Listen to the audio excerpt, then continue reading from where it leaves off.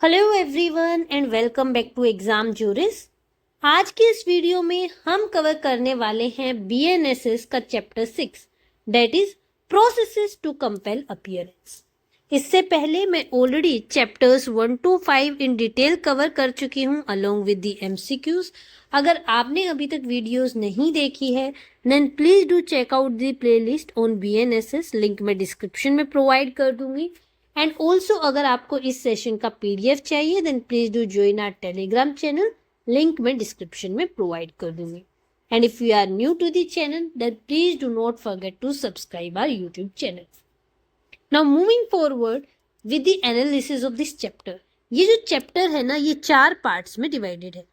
Part A जो है वो डील करता है समन्स से, पार्ट बी डील करता है वारंट ऑफ अरेस्ट से, पार्ट सी डील करता है प्रोक्लेमेशन एंड अटैचमेंट से, पार्ट डी डील करता है अदर रूल्स रिगार्डिंग प्रोसेसेस से। Now moving forward with part A जो कि डील करता है समन्स से and is contains section 63 to 71। अब बात करें section number 63, form of summons.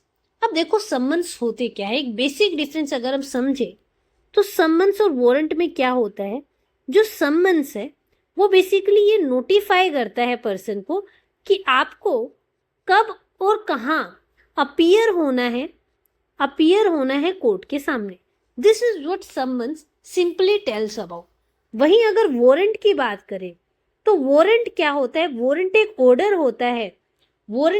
होता है जो ऑथोराइज करता है किसी पर्सन को कि आप जिस पर्सन के अगेंस्ट में वारंट इशू किया गया है आप उसको क्या कर सकते हो, अरेस्ट कर सकते हो। This is the basic difference between summons and warrant. अब चलते हैं कि समन्स जो हैं वो कैसे होते हैं, कैसे इशू होते हैं। सेक्शन 63 बात करता है कि समन्स कैसे होंगे।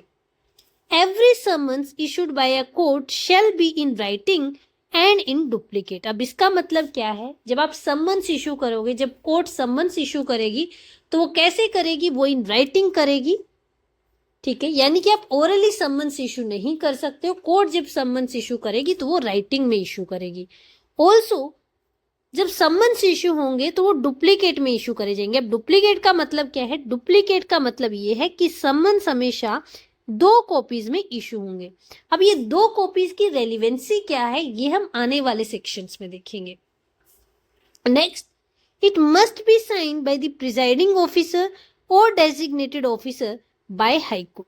तो इसको साइन करा जाएगा या तो बाय द प्रिजाइडिंग ऑफिसर या फिर जो हाई कोर्ट ने ऑफिसर डेजिग्नेट किया है टू साइन द समन्स, वो पर्सन जो है, वो ऑफिसर जो है समन्स को साइन करेगा।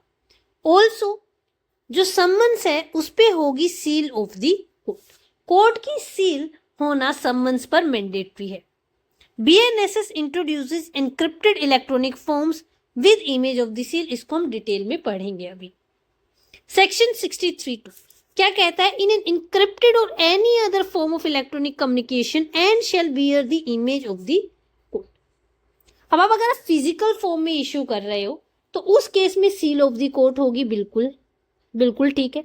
लेकिन आप क्या कर सकते हो, आप इसको इनक्रिप्टेड फॉर्म, समन्स जो है आप इनक्रिप्टेड फॉर्म में भी कर सकते हो या फिर other form of electronic communication के फॉर्म में भी समन्स इशू कर सकते हो। उस केस में फिजिकल सील लगाना नहीं पॉसिबल है, तो उस केस में आप क्या करोगे, आप लगा दोगे image of the seal of the court.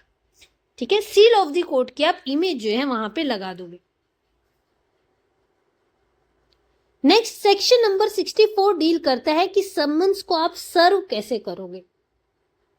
तो सेक्शन 64 सबसेक्शन 1 बोलता है that every summon shall be served by a police officer or subject to such rules as made by state government in this behalf. तो ये क्या है, subject to rules made by state government in this behalf by an officer of the court or other public servant. ठीक है, तो generally क्या है, जो सर्व करेगा समन वो होगा पुलिस ऑफिसर। लेकिन अगर स्टेट गवर्नमेंट ने कोई रूल बनाया है तो उस केस में ऑफिसर ऑफ द कोर्ट भी सर्व कर सकता है या फिर अदर पब्लिक सर्वेंट जो है वो भी समन इशू कर सकता है।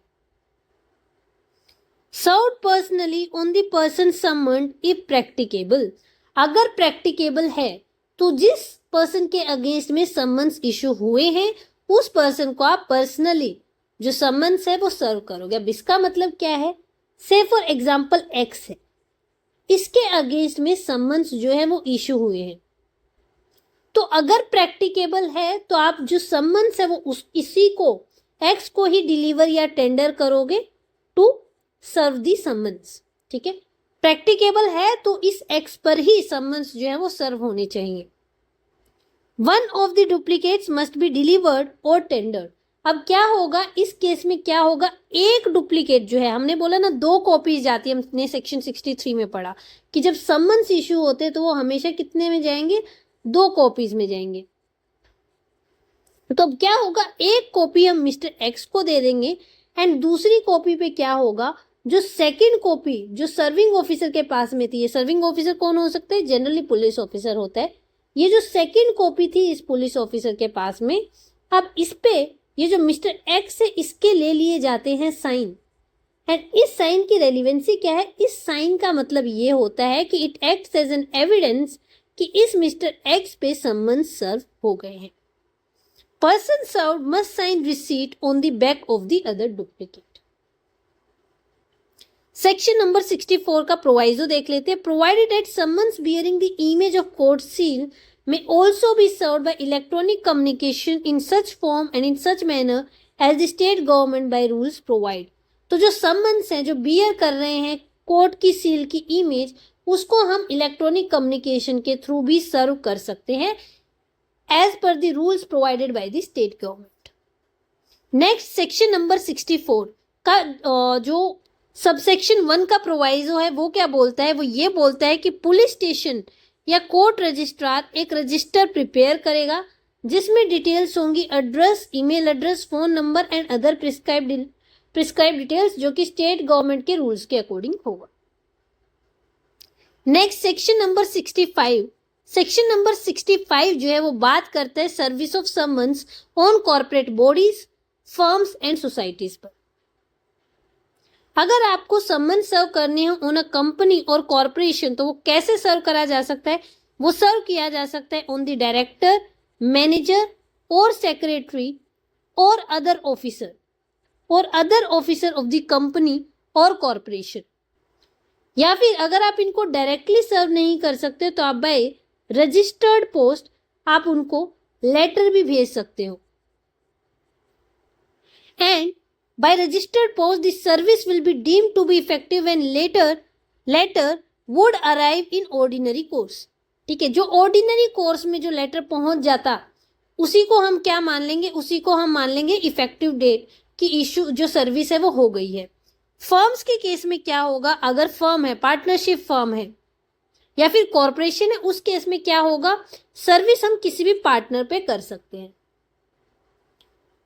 Next section number 66। Section number 66 बात करता है सब्स्टिट्यूटेड सर्विस के साथ।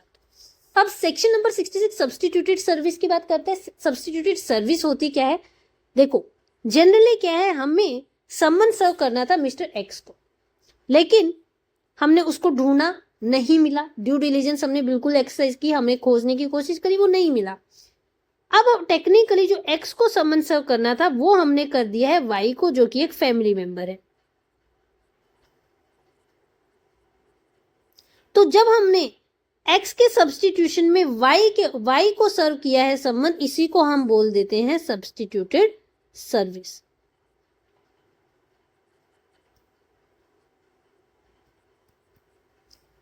Where the person summoned cannot by exercise of due diligence be found, summons may be served by leaving a duplicate with an adult member of the family residing with him। अब यहां पे एक चीज देखना, ये new addition है, adult member of the family. इससे पहले जो था होता था adult male member of the family, लेकिन अब क्योंकि हम जेंडर पैरिटी की बात करते हैं, जेंडर इक्वालिटी की बात करते हैं, तो अब ये हो गया है adult member of the family. वो पर्सन जो 18 ईयर से अबव है, हम सिर्फ उस पर ही क्या करेंगे, सम्मन सर्व कर सकते हैं। ठीक है, अगर हमें वो पर्सन जिसके अगेंस्ट में सम्मन्स इशू हुए हैं वो नहीं मिल रहा है, तो उसके बिहाफ पे हम किसके पास कर देंगे, हम समन्स कर सकते हैं किसी भी adult member of the family के पास में जिसके साथ जो पर्सन है वो रह रहा है। A servant is not a member of the family with in the meaning of this section. ये मोस्ट इंपॉर्टेंट है, कई बार क्वेश्चन पूछा जाता है। जो सर्वेंट है ना वो फैमिली का मेंबर नहीं होता है। अब क्या होगा, अगेन डुप्लीकेट पे, एक डुप्लीकेट तो दे दिया मिस्टर वाई को, लेकिन दूसरे डुप्लीकेट पे अब क्या करेगा, दूसरे डुप्लीकेट के बैक पे मिस्टर वाई के जो है सिग्नेचर ले लिए जाएंगे और ये सिग्नेचर एविडेंस होंगे कि जो समन्स है वो ड्यूली सर्व हो गए हैं। Signature of the family member must be obtained on the duplicate. Next section number 67 a fixed service. अब क्या हुआ, सेक्शन 64, 65 और 66 इन तीनों के अंडर ही समन्स नहीं सर्व हो पाए। अब क्या होगा, अब जो दो डुप्लीकेट्स इशू हुए थे उसमें से एक डुप्लीकेट को एफिक्स कर दिया जाएगा to the conspicuous part of the house or homestead where the person resides. जहां पे वो पर्सन ऑर्डिनरीली रिजाइड करता है उसके बाहर इसको चिपका दिया जाएगा। और इसके बाद कोर्ट नेसेसरी इंक्वायरी जो उसको लगती है कि उसको करनी चाहिए, नेसेसरी इंक्वायरी करने के बाद कोर्ट ये डिक्लेयर कर सकती है कि समन्स या तो ड्यूली सर्व हो गए हैं, या फिर अगर कोर्ट को लगता है कि ड्यूली सर्व नहीं हुए हैं, एक और बार समन्स जो है वो इश्यू करने चाहिए, तो court fresh issue of service of summons भी कर सकती है। नेक्स्ट सेक्शन नंबर 68 बात करता है सर्विस ऑन गवर्नमेंट सर्वेंट्स पर, कि जो गवर्नमेंट सर्वेंट्स है, ये बात करते हैं एक्टिव सर्वेंट्स की, यानी कि रिटायर्ड जो सर्वेंट्स है वो काउंट नहीं होंगे इसमें। अगर कोई गवर्नमेंट का एक्टिव सर्वेंट है तो उस केस में कोर्ट जो है समन्स भेजती है in duplicate to the head office where the person is employed. जहां पे पर्सन एम्प्लॉयड है उसके हेड ऑफिस में दोनों समन्स जो है चले जाते हैं। अब ये जो हेड है, ये हेड की ड्यूटी है कि ये जो समन्स है ये सर्व करेगा एज पर सेक्शन नंबर 64। ठीक है, जिस पर्सन के अगेंस्ट में समन्स इशू हुए हैं वो उस पर एज पर सेक्शन 64 ही समन्स सर्व कराएगा। इसके बाद क्या होगा, जब ये दो कॉपीज हेड ऑफ ऑफिस के पास गई तो उस पे एक डुप्लीकेट पे हेड ऑफ ऑफिस जो है साइन करेगा, और अब ये जो साइन है ये साइन करके भेज देता है डुप्लीकेट को टू दी कोर्ट, एंड ये जो साइन है ये होगा evidence of due service. Example से समझे, एक्स एक पर्सन है जो काम करता है किसी कंपनी में। इस कंपनी का जो हेड ऑफिस है वो है गुरुग्राम में। तो अब क्या होगा, कैसे भेजा जाएगा, ये भेजा जाएगा सर्विस ऑफ समन्स कैसे होंगे, दो डुप्लीकेट, दो कॉपी समन्स की भेजी जाएगी गुरुग्राम हेड ऑफिस में। और अब जो यहां के हेड होंगे इसको सर्व कराएंगे मिस्टर एक्स पर एज पर सेक्शन नंबर 64, यानी कि पर्सनली इस पर एक्स पर सर्व कराएंगे। अब ये जो एक कॉपी है ये तो भेज दी मिस्टर एक्स के पास में, और हेड क्या करेंगे, एक कॉपी पर साइन कर देंगे अपने एंड भेज देंगे वापस जिस कोर्ट ने इस समन्स को इशू किया था उसके पास। This is what section 68 talks about. Next section number 69। Section 69 बात करता है service of summons outside local limits, कि लोकल लिमिट्स के बाहर अगर आपको समन्स सर्व करने हैं तो कैसे करोगे। Court send summons in duplicate to a magistrate within whose jurisdiction the person resides. अब इस केस में क्या होता है, से फॉर एग्जाम्पल दिल्ली की कोई कोर्ट है, ठीक है, I am taking Patiala House court. Patiala House court है, उसको समन्स इशू करने हैं कहां पे, लखनऊ में। अब वो क्या करेगी, वो डायरेक्टली मिस्टर एक्स को सर्व करने की बजाय जो लखनऊ में जो मजिस्ट्रेट है उसके पास में डुप्लीकेट में, यानी कि दो कॉपीज भेज देंगी लखनऊ वाले मजिस्ट्रेट के पास। अब ये मजिस्ट्रेट की ड्यूटी है कि वो सर्व कराए मिस्टर एक्स पे। Next section number 70। सेक्शन 70 बात करता है proof of service in such cases and when serving officer not present. अब जो सेक्शन 70 है वो बात करता है उस केस में जब आपके समन्स इशू करे गए हैं outside local limits, outside local jurisdiction, जैसे कि हमने ऊपर वाले एग्जाम्पल में देखा। प्लस जब जो सर्विंग ऑफिसर है, सर्विंग ऑफिसर जो है प्रेजेंट नहीं हो पाता at the hearing of the case.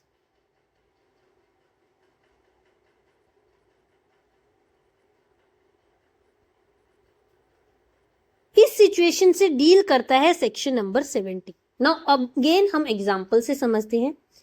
X है जिसके ऊपर होना था सम्मन, सर दिल्ली की हाई कोर्ट है, सॉरी दिल्ली की कोर्ट है, पटियाला हाउस कोर्ट।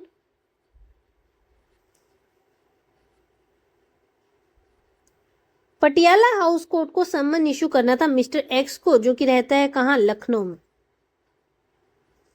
अब दिल्ली की court Patiala House court directly ना इशू करके कर देती है लखनऊ के मजिस्ट्रेट के पास में।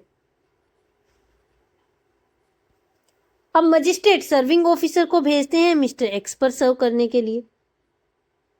अब ये जो सर्विंग ऑफिसर है ये कहाँ के हैं, लखनऊ के। प्रैक्टिकली इन सर्विंग ऑफिसर के पास लखनऊ से दिल्ली आने का टाइम नहीं है। अब क्या करेगा, ये जो लखनऊ में जो सर्विंग ऑफिसर है ये क्या करेंगे, एक डुप्लीकेट दे देंगे मिस्टर एक्स को एंड दूसरे डुप्लीकेट पे ले लेंगे at the back sign mister X के। प्लस अब ये क्या कर सकते हैं, ये जो सर्विंग ऑफिसर है ये जब एक डुप्लीकेट रिटर्न करेंगे to the Patiala House Court, इसी के साथ में अटैच कर देंगे एक affidavit.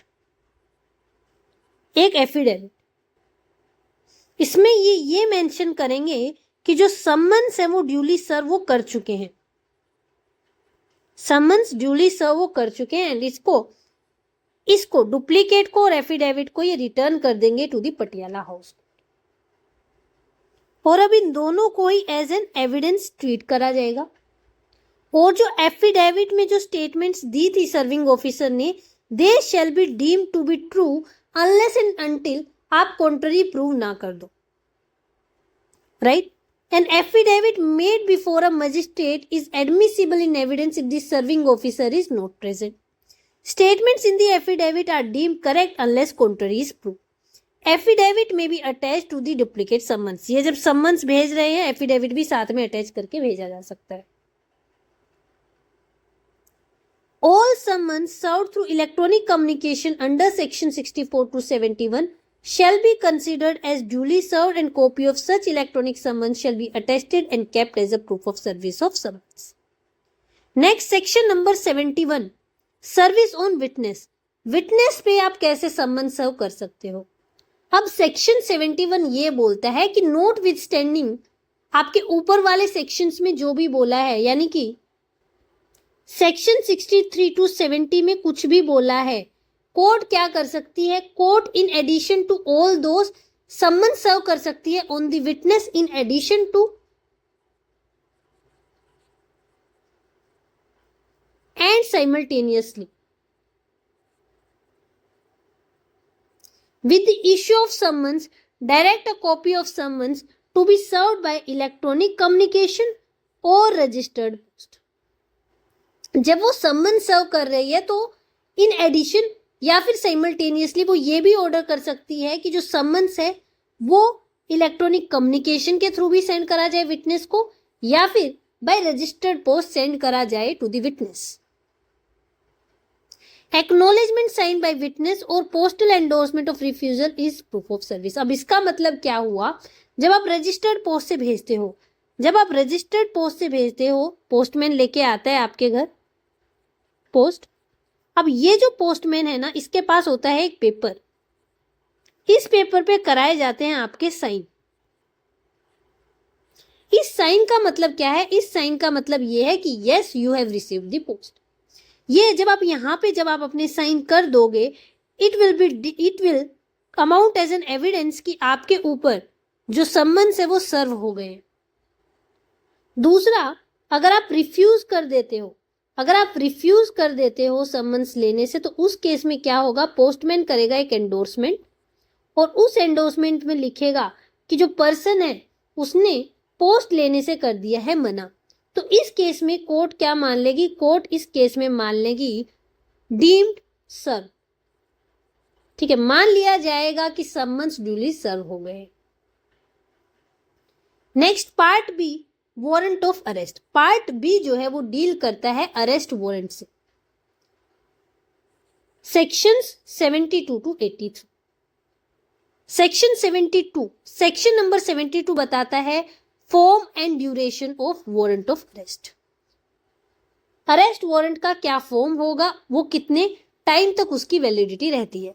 Every warrant of arrest shall be in writing.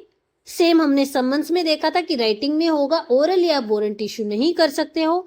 Signed by the presiding officer, presiding officer sign करेगा एंड उस पर सील ऑफ द कोर्ट भी होगी।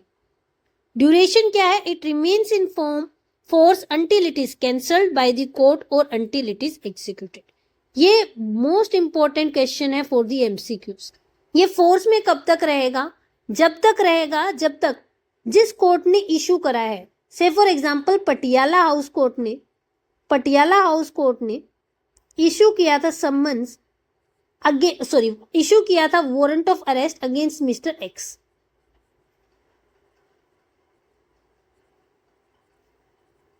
कैसे, पटियाला हाउस कोर्ट ने इशू कर दिए नॉन बेलेबल वारंट, है ना। लेकिन अब क्या होता है, एक्स के अरेस्ट होने से पहले ही क्या करते हैं, एक्स का वकील जाता है और वो बोलते हैं कि देखिए इन एनपीडब्ल्यू को आप कैंसिल कर दीजिए, और पटियाला हाउस कोर्ट क्या करती है, इसको कैंसिल कर देती है। तो अब ये जो वारंट ऑफ अरेस्ट है इसका फोर्स खत्म हो जाता है, it can not now be executed. दूसरा, कब तक फोर्स में रहता है, जब आपने क्या किया, वारंट ऑफ अरेस्ट इशू हो गए एंड जो पुलिस ऑफिसर है इसने मिस्टर एक्स को कर लिया है अरेस्ट। नाउ बिकॉज अब ये अरेस्ट हो गया है, it is now been executed, तो अब इसका फोर्स जो है खत्म हो गया है। अब इसको बेल मिली, मान लो आपने अरेस्ट किया है इसको 5 अप्रैल को आपने क्या किया है, अरेस्ट कर लिया है मिस्टर एक्स, लेकिन अब इसको 7 अप्रैल पे मिल जाती है बेल। अब पुलिस ऑफिसर बोलेगा हाँ मेरे पास तो अरेस्ट वारंट था पहले का जो कि इश्यू हुआ था मेरे को 1 अप्रैल को, मैं क्या करता हूँ, मैं इसको दोबारा से अरेस्ट कर लेता हूँ। No, you can not do it. अब इसकी जो फोर्स है ये खत्म हो गया है, जब आपने इसको अरेस्ट कर लिया इट इज डन। अब आप इसमें दोबारा से मिस्टर एक्स को अरेस्ट नहीं कर सकते। This is what section 72 talks about, कि ये फोर्स में तब तक रहता है जब तक इसको कैंसिल नहीं किया गया या फिर इसको एग्जीक्यूट नहीं किया गया। Then section number 73, power to direct security to be taken. Court में endorse the warrant for release on bond. अब क्या होता है, सेक्शन 73 क्या बोलता है कि अगर कोर्ट वारंट इशू करती है तो कोर्ट ऐसा वारंट भी इशू कर सकती है जिसमें वो ये एंडोर्स कर दे कि अगर जिसके अगेंस्ट में वारंट इशू हो रहा है वो सफिशिएंट श्योरिटी दे दे और बेल बॉन्ड एग्जीक्यूट कर दे, तो उस केस में उसको आप छोड़ सकते हो। तो उस पर्सन को क्या करना पड़ेगा, वो जो पुलिस ऑफिसर है उसको ऑन सफिशिएंट श्योरिटी और बेल बॉन्ड, जब जो पर्सन टू बी अरेस्टेड है जब वो सफिशिएंट श्योरिटीज और बेल बॉन्ड भर देता है तो उस केस में पुलिस ऑफिसर की ड्यूटी है कि उसको वो पर्सन रिलीज करना पड़ेगा। अब ये जो कोर्ट एंडोर्समेंट करती है उसमें स्पेसिफाई करेगी कोर्ट की नंबर ऑफ श्योरिटीज, कितनी श्योरिटीज चाहिए हैं, अमाउंट ऑफ बॉन्ड कितना होना चाहिए, time of attendance before the court, किस दिन किस तारीख को उसको अपीयर होना है before the court. Officer must forward the bond to the court upon taking security. जब वो सिक्योरिटी ले लेगा, बॉन्ड एग्जीक्यूट करा लेगा, तो वो क्या कर देगा, अब भेज देगा कोर्ट के पास में। अब इसको प्रैक्टिकली समझते हैं कि ये कैसे होता है। अगेन एक पर्सन है एक्स, इसको किया जाना है अरेस्ट, इसके अगेंस्ट में होते हैं वारंट इशू। अब जो कोर्ट है वो ये स्पेसिफाई करती है कि देखो ये एंडोर्स करती है वारंट में ही कि देखो अगर ये जो मिस्टर एक्स है ये 20,000 का बॉन्ड 20,000 का बॉन्ड एग्जीक्यूट कर देता है, 20,000 का बेल बॉन्ड एग्जीक्यूट कर देता है and along with the security दो सिक्योरिटी अलोंग विद द दो sureties along with the two sureties, तो इस केस में आप इसको क्या करना, आप इसको रिलीज कर देना। ठीक है, और इसमें ये क्या स्पेसिफाई करेगा कि मैं अपीयर होऊंगा बिफोर द कोर्ट। ठीक है, और अगर मैं अपीयर नहीं होता तो मेरे 20,000 जो है वो फोरफिट हो जाएंगे एंड ये टू श्योरिटीज जो है ये गारंटी करते हैं। तो कोर्ट जब ऐसे बेलेबल वारंट इश्यू करती है तो उस केस में उसको स्पेसिफाई करना पड़ेगा कि कितनी श्योरिटीज चाहिए हैं, कितने श्योरिटीज चाहिए हैं, यानी कि कितने गारंटर्स चाहिए हैं। अगर कोर्ट बोलेगी एक श्योरिटी इनफ है तो जो पर्सन है पुलिस ऑफिसर वो एक श्योरिटी से साइन करा लेगा। ठीक है, 20,000 का अगर बॉन्ड मेंशन है, जितना अमाउंट मेंशन है उतना का बॉन्ड अमाउंट साइन करा लेगा और उस पर्सन को छोड़ देगा। अमाउंट ऑफ बॉन्ड मेंशन करा जाएगा, 10,000 है, 5,000 है, कितने का बॉन्ड भरवाना है एंड बताया जाएगा कि किस दिन किस टाइम पर अपीयर होना है उस पर्सन को। Next section number 74, warrants to whom directed. Warrant किसको डायरेक्ट करे जाते हैं? Ordinarily directed to one or more police officers. If immediate execution is necessary may be directed to any other person. देखो general rule ये है कि warrant जो है वो इशू करे जाते हैं टू दी पुलिस ऑफिसर्स। अब वो एक पुलिस ऑफिसर को भी डायरेक्ट कर सकती है या फिर एक से ज्यादा पुलिस ऑफिसर को भी डायरेक्ट कर सकती है। लेकिन अगर इमीडिएट एग्जीक्यूशन नेसेसरी है और पुलिस ऑफिसर अवेलेबल नहीं है तो उस केस में जो वारंट है वो डायरेक्ट करे जा सकते हैं टू एनी अदर पर्सन भी, कि जाओ और इस नाम के पर्सन को अरेस्ट करके लेके आओ। मल्टीपल ऑफिसर्स और पर्सन्स में एग्जीक्यूटेड ज्वाइंटली और सेवरली। मान लीजिए एक पुलिस ऑफिसर है एक्स, उसको एग्जीक्यूट करने दिया है, वो आराम से एग्जीक्यूट कर सकता है। लेकिन दूसरा हम केस लेते हैं, अब तीन पर्सन्स है, तीन पुलिस पर्सन्स है, एक्स, वाई एंड जेड। इन तीनों को ही क्या बोला गया है? इन तीनों को ही डायरेक्ट किया गया है कि आप मिस्टर ए को अरेस्ट करके लेके आओ। ठीक है, इन तीनों को ही वारंट दे दिया गया है टू एग्जीक्यूट। अब ये या तो एक्स एग्जीक्यूट कर देगा तो भी बिल्कुल ठीक है, वाई और जी को जरूरत नहीं है। अगर जी एग्जीक्यूट कर देता है तो भी बिल्कुल ठीक है, वाई अकेला भी एग्जीक्यूट कर सकता है, या फिर एक्स वाई एंड जी तीनों मिलके भी इस वारंट को एग्जीक्यूट कर सकते हैं, perfectly valid. Next section number 75। अब सेक्शन 75 क्या बोलता है? सेक्शन 75 बात करता है warrant may be directed to any person. यहां पे याद रखना इसको इश्यू कौन करेगा? सीजेएम या जुडिशियल मजिस्ट्रेट फर्स्ट क्लास। बहुत इंपॉर्टेंट है, चीफ जुडिशियल मजिस्ट्रेट या जुडिशियल मजिस्ट्रेट फर्स्ट क्लास ही इशू करेगा। May direct warrant to any person within his local jurisdiction. अब ये करा क्यों जाता है? अब ये करा जाता है ऐसे पर्सन के लिए, से फॉर एग्जाम्पल मिस्टर एक्स को अरेस्ट करना है, मिस्टर एक्स को करना है अरेस्ट एंड ये एप्रीहेंशन है कि ये भागकर मिस्टर वाई जो कि इसके फ्रेंड है इसके पास आ सकता है। There is very much apprehension कि वाई के पास जो है ये आ सकता है छुपने के लिए।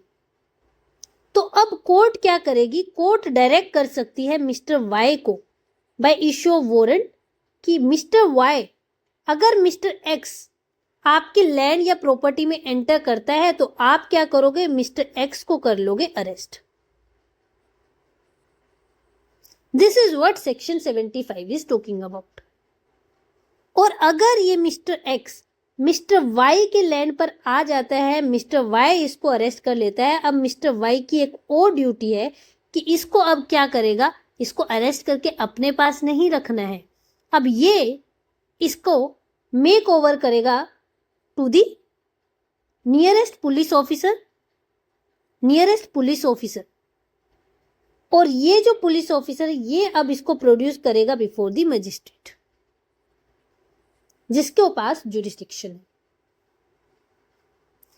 अब ये किस केस में इश्यू हो सकता है? ये उस केस में इश्यू हो सकता है अगर पर्सन एस्केप्ड कन्विक्ट है, या फिर प्रोक्लेम्ड ऑफेंडर है, या फिर he is accused of a non bailable offence evading arrest. Person must execute if the target enters land or property under his charge.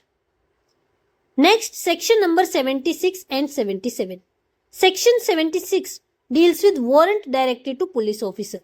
A warrant directed to any police officer may also be executed by any other police officer whose name is endorsed upon the warrant.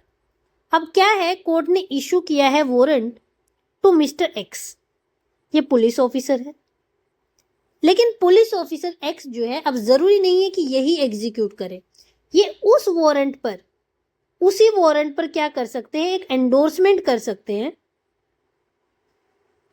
Endorsement कर सकते हैं, लिख सकते हैं कि Y जो है वो इस वारंट को एग्जीक्यूट करे। So Y can also execute the warrant. Next, section number 77, notification of substance.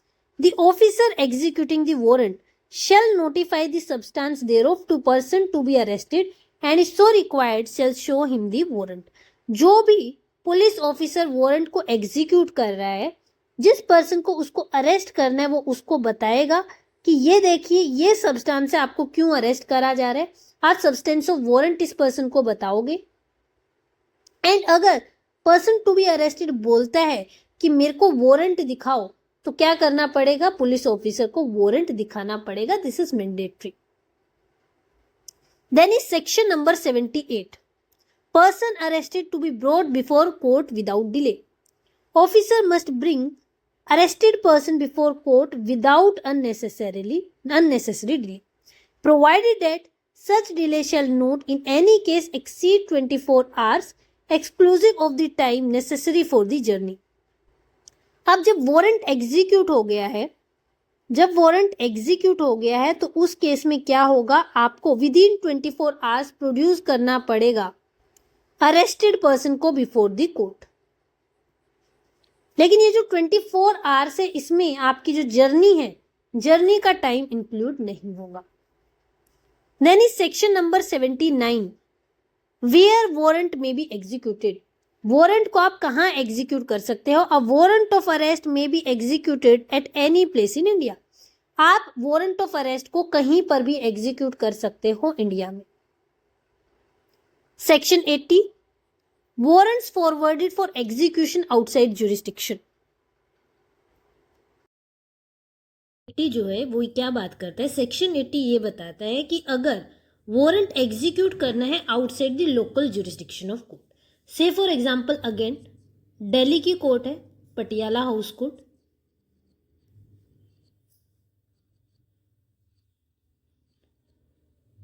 इसको वारंट एग्जीक्यूट कराना है कहाँ पे, इसको वारंट एग्जीक्यूट कराना है इलाहाबाद में, विच इज नाउ प्रयागराज, ठीक है, यहाँ पे कराना है इलाहाबाद में।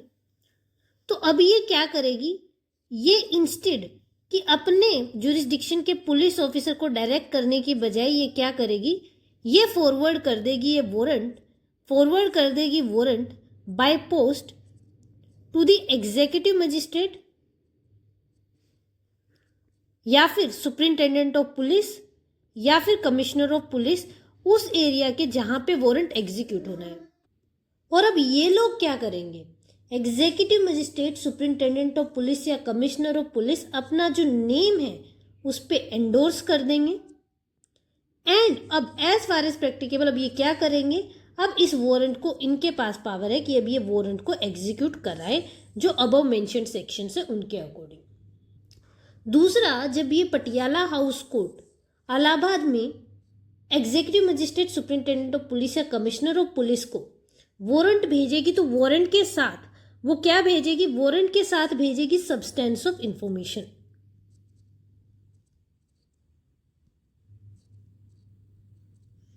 Along with the documents. कौन से डॉक्यूमेंट्स, वो डॉक्यूमेंट्स जो नेसेसरी होंगे ये कोर्ट को डिसाइड करने में कि उसको बेल मिलनी चाहिए कि उसको उस अरेस्टेड पर्सन को बेल नहीं मिलनी चाहिए। ठीक है, वो substance of information and documents जो ये पटियाला हाउस कोर्ट भेज देगी कहाँ पे, executive magistrate, superintendent of police या कमिश्नर ऑफ पुलिस को। Court may forward warrant by post to executive magistrate और सुपरिटेंडेंट ऑफ पुलिस और commissioner of police of the other area. Other area कौन से, जहां पे जो वारंट है वो एग्जीक्यूट होना है।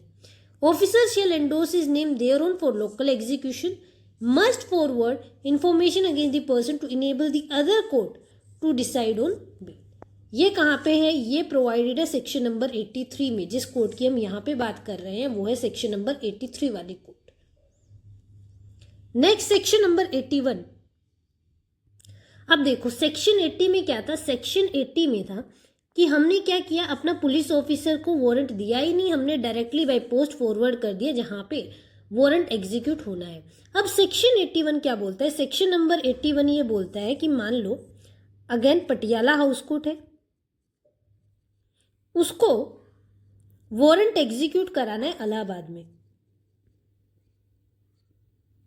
अब क्या होगा, अब ये पटियाला हाउस कोर्ट ये कर सकती है कि ये वारंट डायरेक्ट कर सकती है to the police officer of its jurisdiction.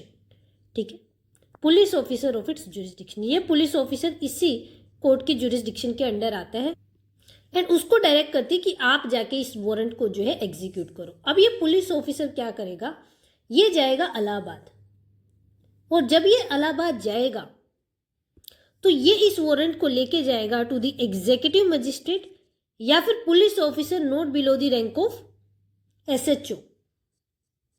ठीक है, that is station house officer, या फिर जिसको हम क्या बोलते हैं, officer in charge of police station. इसके पास ये लेके जाएगा एंड ये लोग क्या करेंगे, इस वारंट को करेंगे एंडोर्स। ठीक है, यहाँ पे अपना नाम लिख देंगे और अब जब ये एंडोर्समेंट ये कर देंगे तो अब इस पुलिस ऑफिसर के पास सफिशिएंट अथॉरिटी हो जाएगी कि ये जो वारंट है ये एग्जीक्यूट कर सकता है इन दिस एरिया। और अगर वारंट एग्जीक्यूट करने में अगर लोकल पुलिस की रिक्वायरमेंट है तो लोकल पुलिस की भी ये ड्यूटी है कि वो असिस्ट करे इन एग्जीक्यूटिंग सच वारंट।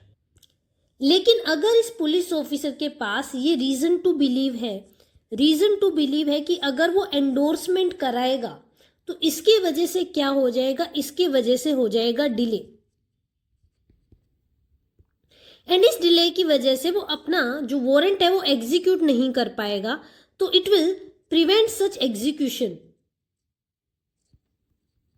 ठीक है, अगर वो एंडोर्समेंट लेने गया तो इसकी वजह से एग्जीक्यूशन नहीं हो पाएगा। मतलब से फॉर एग्जाम्पल अगर वो एंडोर्समेंट कराता है तो जिसके अगेंस्ट में वारंट इशू हुआ है हो सकता है वो भाग के कहीं और चला जाए। ठीक है, तो अब इसकी वजह से क्या है, ये जो एंडोर्समेंट वाला जो प्रोसीजर है वो उसको फॉलो ना करके डायरेक्टली भी वारंट को एग्जीक्यूट कर सकता है, डायरेक्टली भी अरेस्ट कर सकता है। Police officer takes warrant to local executive magistrate or station house officer for endorsement. If delay prevents execution, officer may execute without warrant beyond jurisdiction, local police shall assist if so required. Now section number 82, procedure on arrest. arrest कर लिया, उसके बाद का क्या procedure होगा। अब section 82 क्या बोलता है, सेक्शन नंबर 82 बोलता है ठीक है आपने वारंट एग्जीक्यूट कर दिया, यानी कि अब आपने क्या किया, पर्सन को कर लिया है अरेस्ट। अब आप क्या प्रोसीजर फॉलो करोगे। अगर जिस कोर्ट ने वारंट इशू किया है वो 30 किलोमीटर के आसपास है, 30 किलोमीटर के रेडियस में है, तो आप डायरेक्टली उस कोर्ट में लेके जाओगे जिसने क्या किया है, वारंट इशू किया है। जैसे हमारे ऊपर वाले एग्जाम्पल में पटियाला हाउस कोर्ट, अगर Patiala House court with in 30 kilometre के रेडियस में है तो आप डायरेक्टली लेके जाओगे पटियाला हाउस कोर्ट। लेकिन अगर 30 किलोमीटर से दूर है और उससे पास पड़ता है हमारा executive magistrate, superintendent of police या कमिश्नर ऑफ पुलिस, तो इस केस में आप इसको क्या करोगे, आप लेके जाओगे executive magistrate, superintendent of police या कमिश्नर ऑफ पुलिस के पास में। और अगर इनके ऑफिस से पास 30 किलोमीटर से दूर है लेकिन इनसे पास पटियाला हाउस कोर्ट पड़ता है तो भी आप कहाँ लेके जाओगे, तो भी आप लेके जाओगे सीधा Patiala House court. Arrested person taken before local executive magistrate, superintendent of police, commissioner of police, unless issued court is within 30 kilometer or nearer than local officer or security is taken under section 73। अगर आपने security लेके उसको छोड़ दिया है तो आपको लेके जाने की जरूरत ही नहीं है, बिकॉज आपने उसको सिक्योरिटी पे छोड़ दिया है। The police officer shall forthwith give information to the designated police officer in the district and to such officer of another district where the person normally resides. अब जब पुलिस ऑफिसर है arrest कर लेता है किसी पर्सन को, तो वो तुरंत क्या करेगा, इंफॉर्मेशन सेंड करेगा regarding the arrest and place जहां पे उसको अरेस्ट करके रखा गया है, to the designated police officer, ये पटियाला हाउस कोर्ट के डिस्ट्रिक्ट का, एंड ऑल्सो जहां पे वो जो डिस्ट्रिक्ट में रहता है वहां पे। Next section number 83। Section number 83 deals with procedure bye magistrate before home such person is brought. अब क्या हुआ, पर्सन को अरेस्ट किया गया एग्जीक्यूटिव मजिस्ट्रेट के पास में, सुपरिटेंडेंट ऑफ पुलिस के पास में, या फिर कमिश्नर ऑफ पुलिस के सामने लेके आया गया। अब क्या होगा, इससे डील करता है सेक्शन नंबर 83। अगर district office executive magistrate, district superintendent of police या फिर कमिश्नर ऑफ पुलिस के पास पर्सन अरेस्टेड को लेके आया जाता है, तो वो क्या डायरेक्ट कर सकते हैं, वो डायरेक्ट कर सकते हैं कि इस पर्सन को लेके जाओ इशूइंग कोर्ट के पास में, ठीक है। तो वो कस्टडी की बात कर सकता है कि yes you will be in the custody of the issuing court. अगर ऑफेंस बेलेबल है, तो ऑफिसर की ड्यूटी है कि वो बेल ले, और जो बेल बॉन्ड है वो फर्निश, एंड बेल बॉन्ड जब फर्निश हो गया है तो उस बॉन्ड को आप फॉरवर्ड कर देंगे to the court which has issued the warrant. अगर नॉन बेलेबल ऑफेंस है तो सीजेएम या सेशन जज इंपॉर्टेंट है, सीजेएम या सेशन जज जिस डिस्ट्रिक्ट में उसको अरेस्ट किया गया है वो वाले, ठीक है, वो क्या कर सकते हैं, वो उसको रिलीज कर सकते हैं on bail considering the information जो प्रोवाइड करी गई थी, जो डॉक्यूमेंट्स भेजे गए थे, सब्सटेंस ऑफ इंफॉर्मेशन जो भेजी गई थी, उसको देखते हुए वो क्या कर सकते हैं, उसको बेल पे रिलीज कर सकते हैं। से फॉर एग्जाम्पल अगेन हम पटियाला हाउस कोर्ट का लेते हैं, पटियाला हाउस कोर्ट का एग्जाम्पल लेते हैं, यहाँ पे इलाहाबाद में जो कोर्ट है उसका।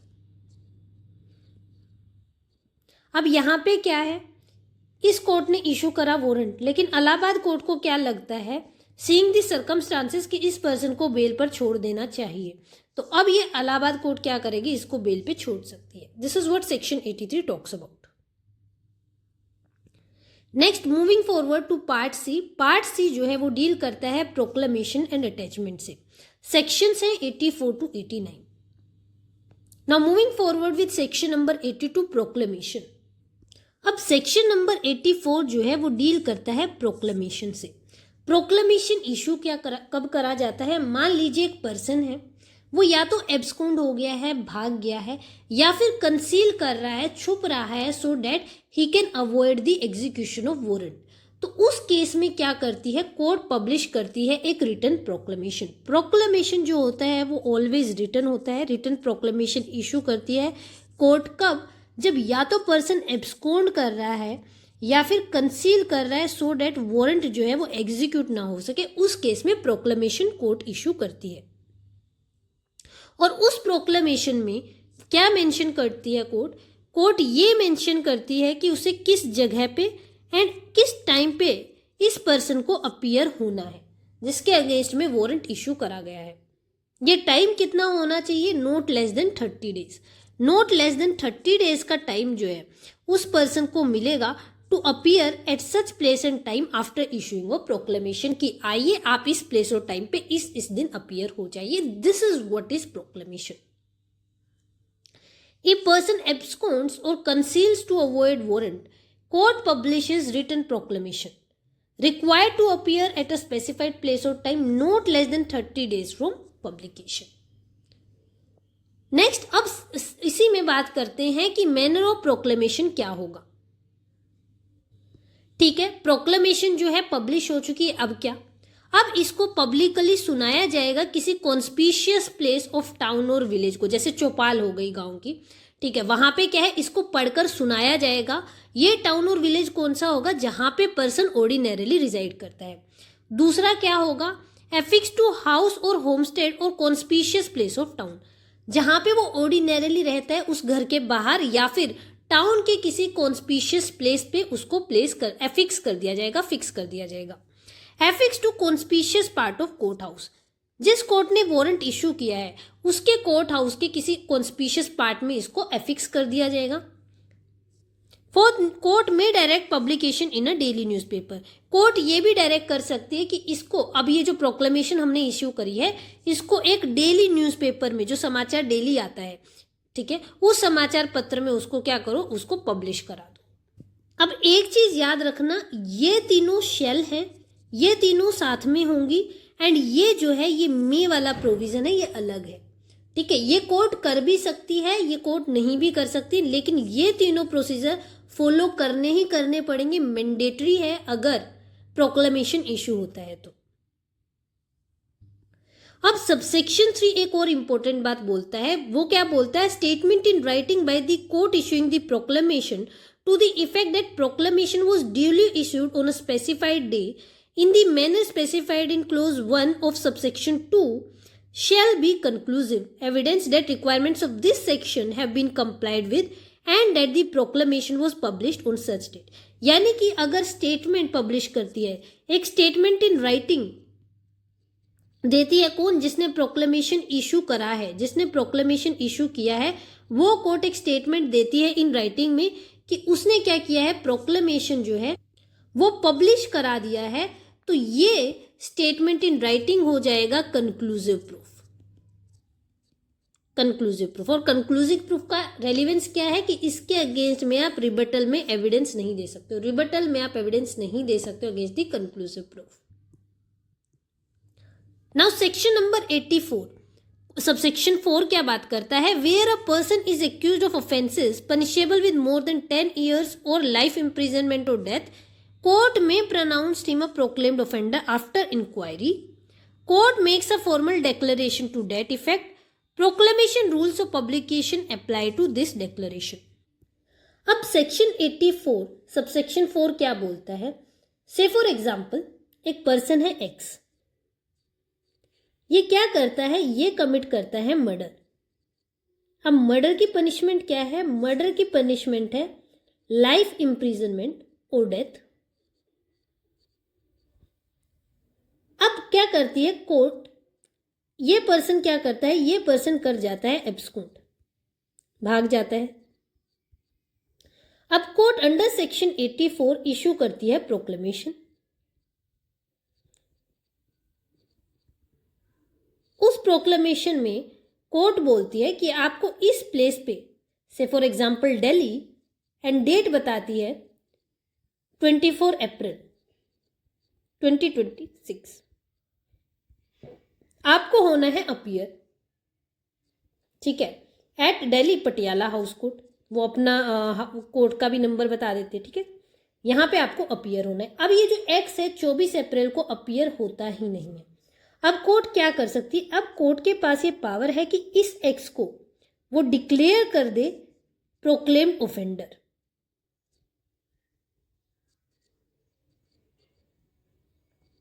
ठीक है, ये कब डिक्लेयर करेगी, आफ्टर इंक्वायरी, पहले इंक्वायरी कंडक्ट करेगी, और इंक्वायरी कंडक्ट करने के बाद अगर कोर्ट को लगता है कि इसको प्रोक्लेम्ड ऑफेंडर डिक्लेयर कर देना चाहिए तो कोर्ट इसको डिक्लेयर कर देगी एज अ प्रोक्लेम्ड ऑफेंडर। और अब क्या करेगी, जब इसने प्रोक्लेम्ड ऑफेंडर डिक्लेयर कर दिया है तो अब एक डेक्लेरेशन जो है वो पब्लिश कर देगी, फॉर्मल डेक्लेरेशन पब्लिश करेगी, और डेक्लेरेशन के ऊपर सेम रूल्स अप्लाई होंगे जो प्रोक्लेमेशन के ऊपर अप्लाई होते थे। Next section number 85 attachment. Attachment of property of person absconding, एक पर्सन है वो एब्सकॉन्ड कर गया है, उस केस में आप क्या कर सकते हो, प्रॉपर्टी भी अटैच कर सकते हो। अब वो क्या प्रोसीजर होगा, उससे डील करता है सेक्शन नंबर 85। अब क्या है, एक्स एक पर्सन है जो कर गया है एब्सकॉन्ड, एंड कोर्ट ने इशू कर दी है प्रोक्लेमेशन इसके अगेंस्ट में। अब after issuing the proclamation for reasons to be recorded in writing, reasons जो है उसको राइटिंग में रिकॉर्ड करने पड़ेंगे।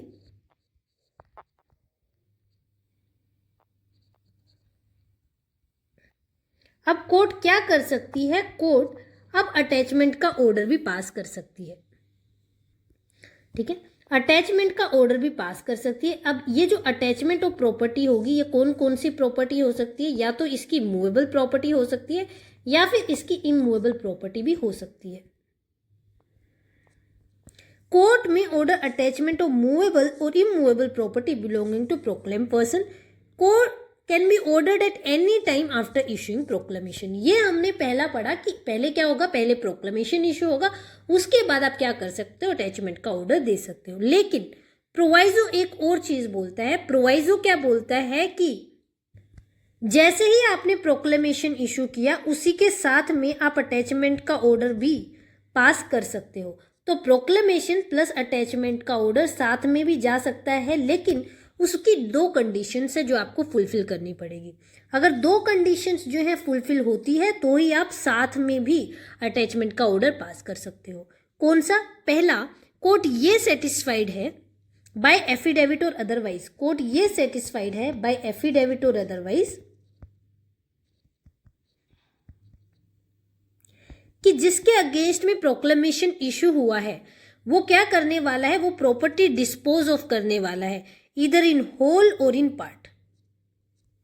यानी कि वो क्या करेगा, हो सकता है वो प्रॉपर्टी को बेच दे, ठीक है। तो अगर वो डिस्पोज ऑफ करने वाला है प्रॉपर्टी को इधर इन होल और इन पार्ट, तो अटैचमेंट का जो ऑर्डर है वो अलोंग विथ प्रोक्लेमेशन इशू करा जा सकता है, या फिर he is about to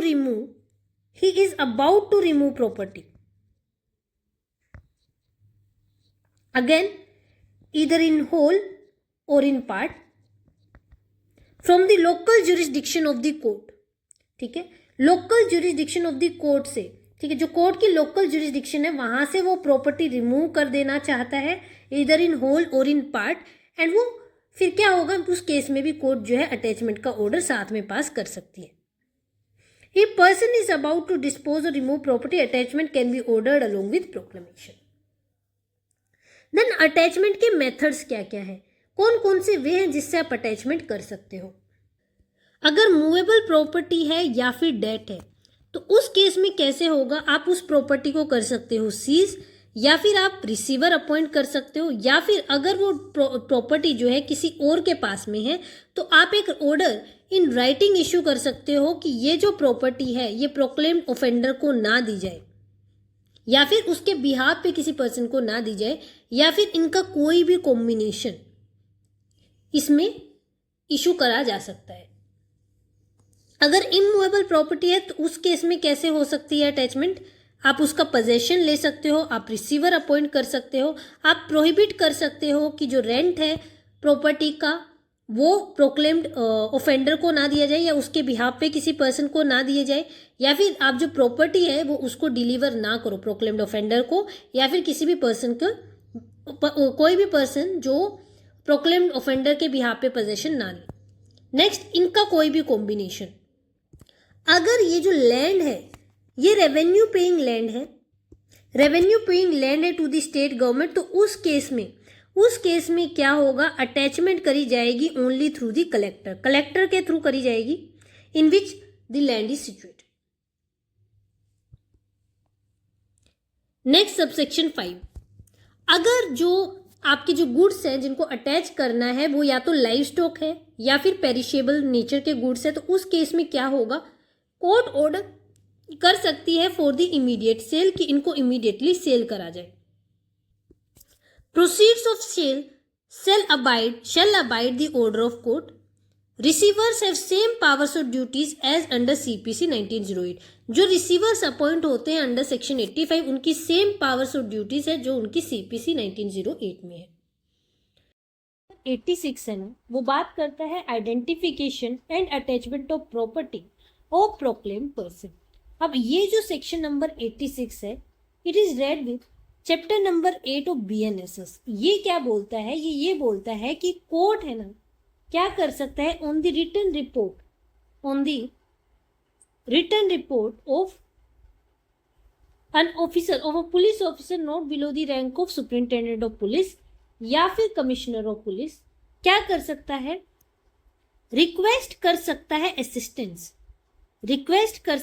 assistance from a court or authority in the contracting state।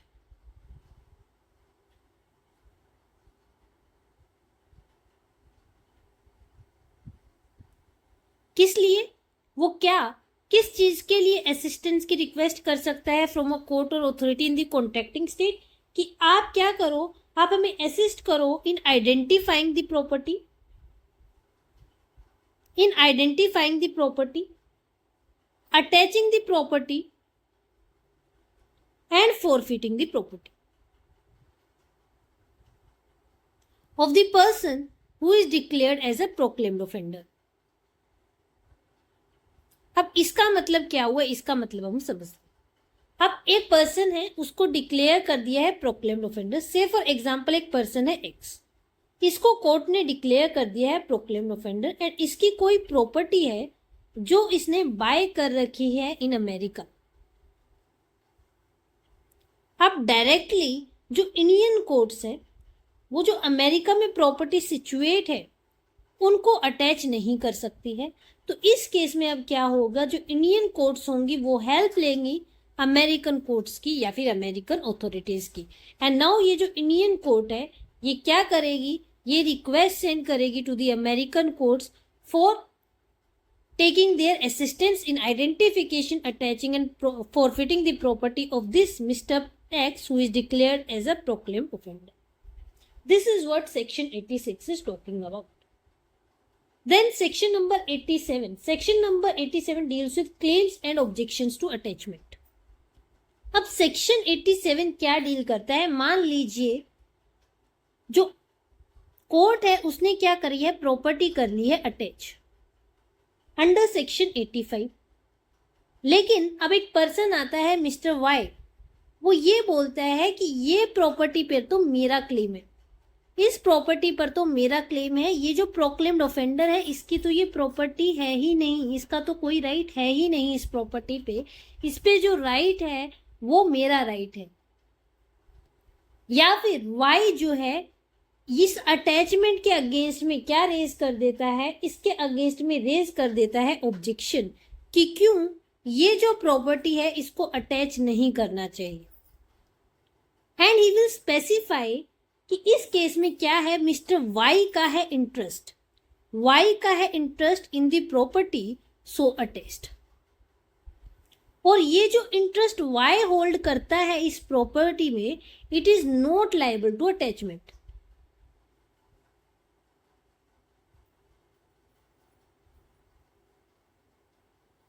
Under section 85। तो अब कोर्ट का काम ये है कि ये जो क्लेम या ऑब्जेक्शन जो मिस्टर वाई ने रेज किया है, कोर्ट इसको इंक्वायर करेगी, एंड इंक्वायरी करने के बाद कोर्ट या तो इसको अलाउ कर सकती है या फिर इसको डिसअलाउ कर सकती है। अलाउ एंड डिसअलाउ या तो इसको इन होल कर सकती है या फिर इन पार्ट भी कर सकती है। एक चीज इसमें याद रखना कि ये जो क्लेम और ऑब्जेक्शन मिस्टर वाई रेज करता है, ये जो थर्ड पार्टी रेज करेगी क्लेम और ऑब्जेक्शन, ये इसको करना पड़ेगा within 6 months from the date of attachment.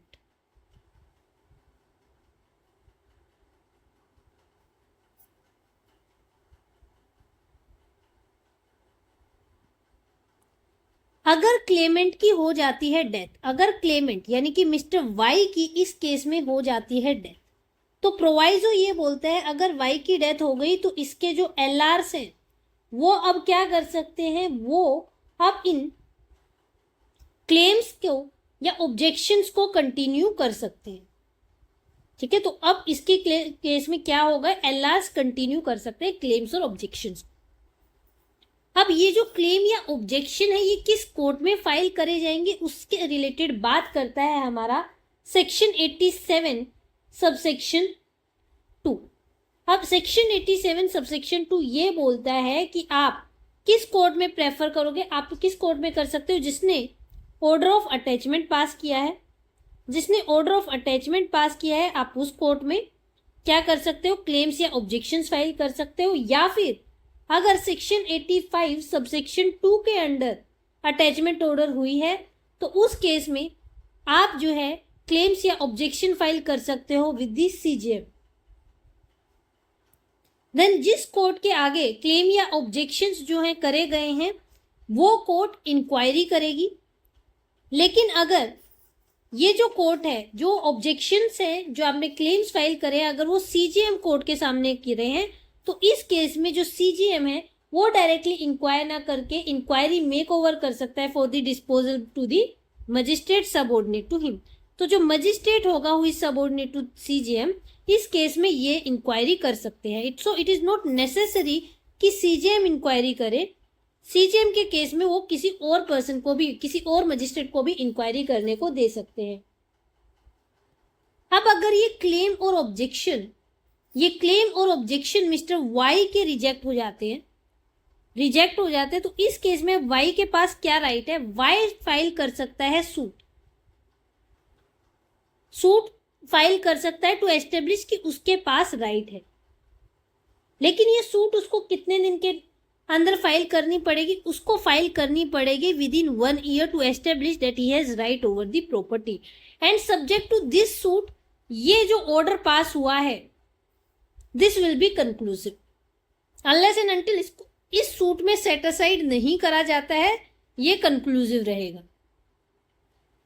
Next section number 88।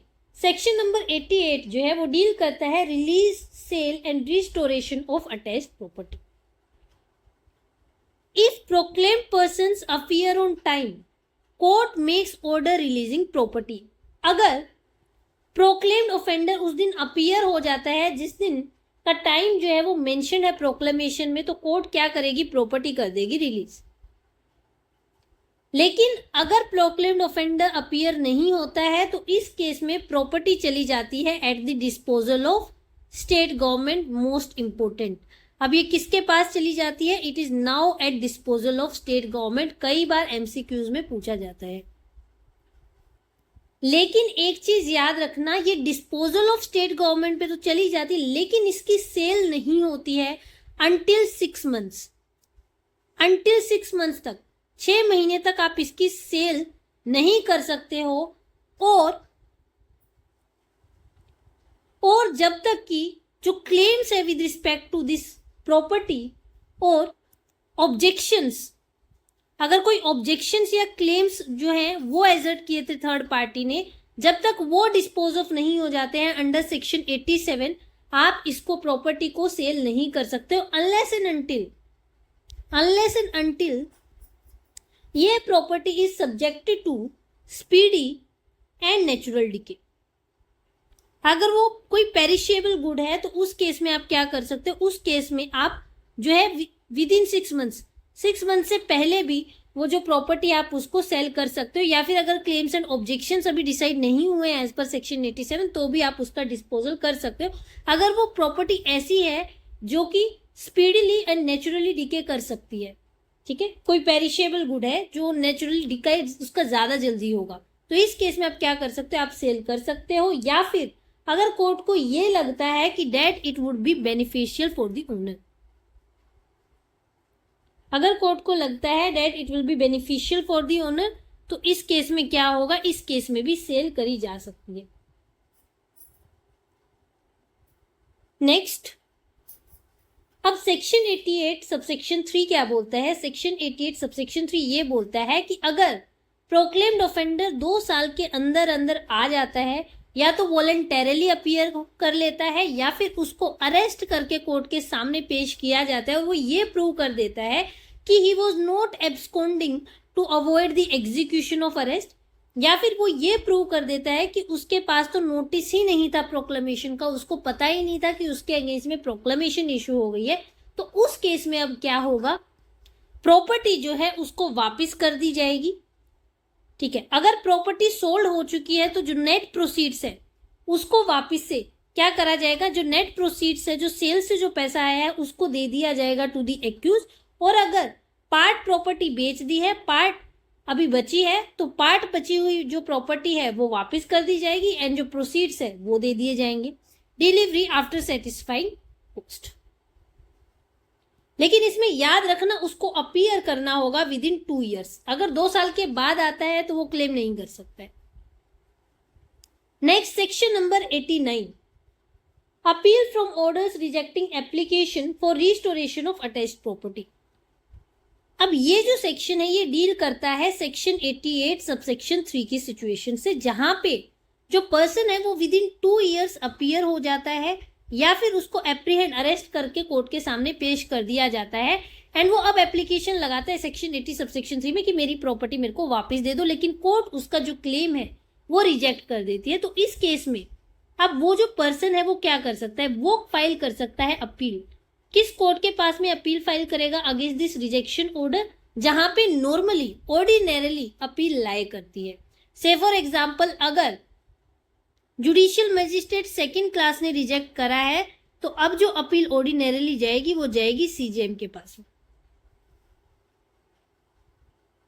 Any person aggrieved by any refusal to deliver property or the proceeds of the sale thereof may appeal to the court to which appeals ordinarily lies. Next, part D. Part D deal करता है other rule regarding processes से। Sections हैं 90 to 93। Section 90, issue of warrant in lieu of or in addition to summons. This is very very important section. इसको ना याद रखना, इस section को आपको वर्बेटिम पढ़ना है एज इट इज, जो आपकी बीएनएसएस में प्रोवाइडेड है। तो सेक्शन 90 ये बोलता है कोर्ट में in any case in which it is empowered by this Sanhita to issue a summons for the appearance of any person issue after recording reasons in writing a warrant for his arrest. जहां पे court empowered है कि वो summons issue कर सकती है, तो court के पास ये भी अथॉरिटी है कि वो वारंट भी इशू कर सकती है, वारंट भी इशू कर सकती है। लेकिन इस केस में क्या करना होगा, उसको जो रीजंस है वो रिकॉर्ड इन राइटिंग करने पड़ेंगे। रीजंस जो है राइटिंग में रिकॉर्ड करने पड़ेंगे। और ये कब पॉसिबल है? ये 2 सिनेरियो में पॉसिबल है कि जब वो समन्स इशू करने के लिए एम्पावर्ड है तो वो वारंट भी इशू कर सकती है। 2 सिचुएशन है जब वो वारंट इशू कर सकती है। पहला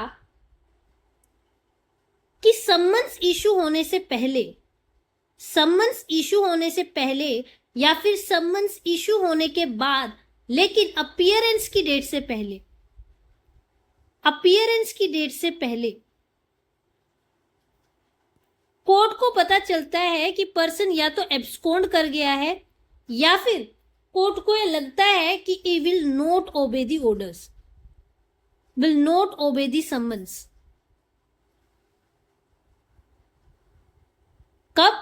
समन्स इशू होने से पहले या फिर समन्स इशू होने के बाद, लेकिन अपीयरेंस डेट से पहले अगर कोर्ट को यह पता चलता है कि या तो पर्सन एब्सकॉन्ड कर गया है या फिर जो पर्सन है he will not obey the summons, उस केस में क्या कर सकती है कोर्ट? वारंट इशू कर सकती है। सेकंड सिचुएशन क्या है? समन्स इशू हुए, अपीयरेंस की डेट आई और वो अपीयर ही नहीं हुआ, और वो अपीयर ही नहीं हुआ अपीयरेंस डेट, ठीक है, जिस डेट को उसको अपीयर होना था वो अपीयर नहीं हुआ। अब क्या है, और उसमें ये प्रूव हो जाता है कि जो समन्स है वो ड्यूली सर्व हुए थे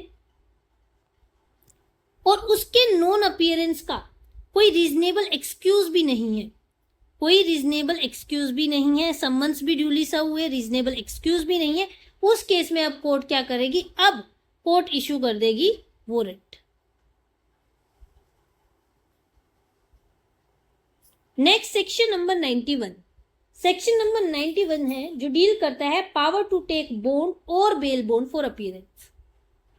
अब ये सेक्शन किससे डील करता है? ये सेक्शन उस पर्सन से डील करता है जिसके अगेंस्ट में पहले समन्स या वारंट तो इशू नहीं हुए थे, लेकिन वो पर्सन क्या था? वो प्रेजेंट था कोर्ट में। से फॉर एग्जांपल वो पर्सन देखने आया था कोर्ट प्रोसीडिंग्स एंड उसके अगेंस्ट में कोर्ट एम्पावर्ड थी कि समन्स इशू कर सके या वारंट इशू कर सके। तो अब इस केस में कोर्ट क्या कर सकती है? इस केस में कोर्ट या जो ऑफिसर है वो रिक्वायर कर सकती है उस पर्सन से कि आप क्या करो? बॉन्ड एग्जीक्यूट करो, ठीक है, या फिर बेल बॉन्ड एग्जीक्यूट करो for appearance in the court, या फिर उस कोर्ट में या फिर जिस कोर्ट में आगे जाके कोर्ट ट्रांसफर हो सकता है। अब एग्जाम्पल समझते हैं। एक्स है, एक्स के अगेंस्ट में चल रहा है एक केस। इसका एक फ्रेंड होता है वाई। वाई जो है अपीयरेंस इसको सम्मन्स देके नहीं बुलाया है, ठीक है, ना तो इसके अगेंस्ट में सम्मन्स इशू हुए थे, ना इसके अगेंस्ट में वारंट इशू हुए थे। ये क्या देख रहा था, ये बैठ के देख रहा था कोर्ट प्रोसीडिंग्स। अब during the court proceedings court को ये लगता है कि ये जो मिस्टर वाई है ना, ये भी इस केस में हो सकता है इन्वॉल्व। अब कोर्ट जो है वो एम्पावर्ड है उस केस से रिलेटेड कि मिस्टर वाई को कर सकती है सम्मन या वारंट। अब क्योंकि ये पर्सन प्रेजेंट है इधर, तो कोर्ट क्या करेगी, कोर्ट इससे या तो बेल या फिर बेल बॉन्ड साइन करा सकती है एंड उसको रिक्वायर कर सकती है ये बताने के लिए कि आप अब क्या करोगे, इस कोर्ट में अपीयर होगे, या फिर अगर आगे ट्रांसफर होता है ये केस टू अनदर कोर्ट तो आप उस कोर्ट के आगे, उस ट्रांसफरी कोर्ट के आगे अपीयर होंगे। This is what section 91 is talking about. Next section number 92। Section number 92 deals with arrest on breach of bond और bail bond for appearance, where any person who is bound by any bond taken under this Sanhita to appear before a court does not appear, the officer presiding may issue a warrant directing that such person be arrested and produced before him. अगर कोई person bound है by the bond to appear before a court और वो appear नहीं होता है, उस case में क्या हो सकता है, प्रिजाइडिंग ऑफिसर जो है ऑर्डर पास कर सकता है, वारंट पास कर सकता है, ये डायरेक्ट कर सकता है बाय इश्यूइंग द वारंट कि इस पर्सन को अरेस्ट किया जाए एंड मेरे सामने प्रोड्यूस किया जाए। This is what section 92 is talking about. Then is section number 93। Section 93 deals with provisions of this chapter generally applicable to summons and warrants of arrest. Section 93 simply ये बोलता है कि जितने भी ऊपर दिए गए प्रोविजंस है समन्स और वारंट्स से रिलेटेड, वो सभी प्रोविजंस जो हैं वो अप्लाई करेंगे to any summons and warrant जो इस संहिता के अंडर इशू होते हैं, भले ही किसी और चैप्टर में क्यों ना हो, ये सभी प्रोविजंस अप्लाई करेंगे। Provisions of Chapter 6 related to issue, service, execution shall so far as may be apply to every summon and every warrant of arrest issued under this संहिता, वो किसी भी चैप्टर के अंडर इशू हो सकते हैं, but ये वाले प्रोविजंस जो हैं एप्लीकेबल होंगे। So this is all. We have completed chapter number 6 in detail. Next we will be covering chapter number 7.